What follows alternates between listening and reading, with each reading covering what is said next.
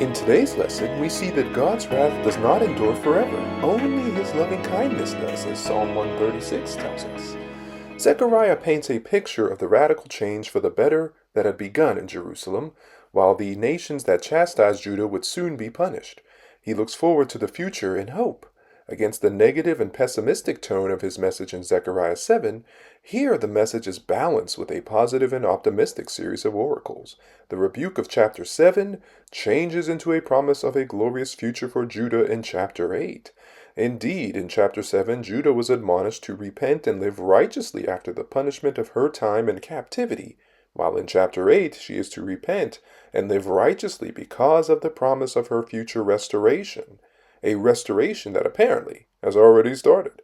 Which brings us to our key verse for today, which reads, "But now I am determined to bless Jerusalem and the people of Judah, so don't be afraid." Zechariah 8, verse 15. The situation is dire. There is no hope in the city, and there is no hope for the city. Each person takes care of their own property and has no desire or energy to pay attention to the larger community projects, the most important of which is the house of the Lord. Yet, to these people in this condition, the word of the Lord of hosts comes through Zechariah. The presence of the prophets, Haggai, Zechariah, and later Malachi, shows that God still cared for Judah. As a matter of fact, it is this passionate caring that causes the Lord to be jealous for his people. The Lord cares so passionately for Zion that exclusive worship is expected, and when Israel went after other gods, punishment followed. This jealousy promises comfort to Jerusalem, since it leads to the punishment of the nations oppressing her. This burning love results in an exclusive relationship between the Lord and Judah and would ultimately result in a glorious future. The Lord now promises not just to return to Zion, but also to dwell among God's people in Jerusalem. This promise of the Lord's return to an abandoned city offers the strongest imaginable encouragement that the Lord is still with Judah and that because of this, her future is secure. With the Lord living in Jerusalem, the city will be renamed the City of Truth.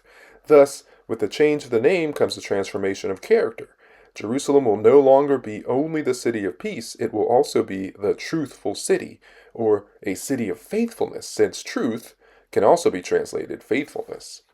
The Lord continues here to make promises to Zion. There is a shift in the promises made from the spiritual type in the preceding verses, like the faithfulness that will cover the city, to some real life implications of the Lord's presence in the city. Life will return to an unbelievable normalcy. There will be large growing families in the city, for blessings always mean fertility. Old men and women will sit in the streets peacefully while young boys and girls play in the same streets. There will be no need to be concerned about their health or safety. Peace will reign and people will live to an old age once again. The mention of the extreme ends of a human lifespan suggests that the entire population will enjoy an atmosphere of renewal and blessing. When the young and the old thrive, it shows the entire population is doing well. Rather than measuring the city's health by business or commerce, its wealth will be in two often overlooked groups, the old and the young. Could far-fetched prophecies like these actually come to pass? Everything around them says otherwise. Their circumstances are discouraging. It's almost impossible to have hope. But the Lord answers their questions before they verbalize them. Is anything too hard for the Lord? Should an action be too difficult for the Lord to accomplish merely because it exceeds human reach? Zechariah had prophesied earlier that the reestablishment of the people and the temple in Jerusalem would happen not by might nor by power, but by the Spirit of the Lord. So here's our lesson. The Lord of hosts is speaking through Zechariah, making a fourfold promise to God's people that 1. The Lord will save his people from the east and the west. 2. The Lord will bring his people back to Jerusalem where they will dwell. 3. The Lord will be their God and they will be the Lord's people. And 4. All this will happen in truth and righteousness. God is with us and he is in control, but he asks us to trust him with our very lives and obey his every word. How different would our lives be if we trusted him in everything? Thank you so much for listening and subscribing to iLights. Heavenly Father, fill our hearts with what we truly desire for whom we truly seek.